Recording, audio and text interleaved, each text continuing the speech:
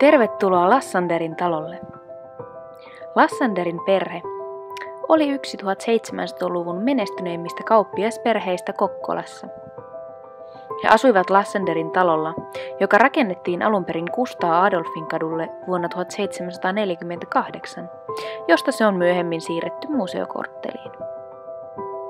Lassanderin perheestä ei paljon ylellisyyksiä ja rikkauksia puuttunut, kun kauppa kävi. He elivät hienoa ja ylellistä elämää verrattuna moniin tuon ajan perheisiin.